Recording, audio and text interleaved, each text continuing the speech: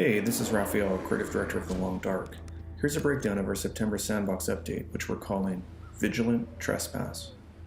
We've added the first iteration on our improved first-person presence, starting with making all the light sources in the game usable in first person. Based on positive early playtesting feedback, we'll be expanding this to other actions. We feel this feature strengthens the feeling of your presence and vulnerability in the world, so it's directly in line with our overall creative goals. We've added a new challenge, Hunted Part 2. Now you're the hunter, tracking the old bear through the misty forests of Mystery Lake. Each shot brings you one step closer to finding his den.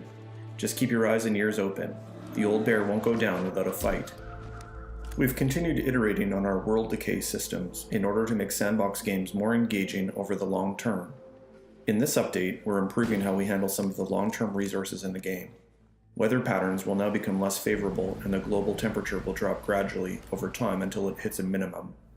Wildlife will gradually deplete and fuel resources will become more scarce. These values have been tuned per experience mode, so the decay shifts are more gradual in Voyager than Stalker, for example. This is only part of our solution for improving long-term playability, so expect more changes in the future.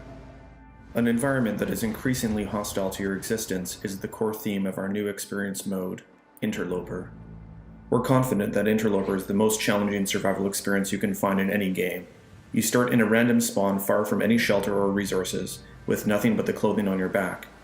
There are very few pre-placed resources, the world is very cold, wildlife is increasingly scarce, and there are no rifles. You'll need to use all your skill and knowledge of the game to succeed with this survival challenge.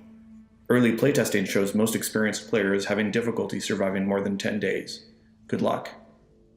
Based on community feedback, we've iterated on the feat system we introduced in our last update, Penitent Scholar.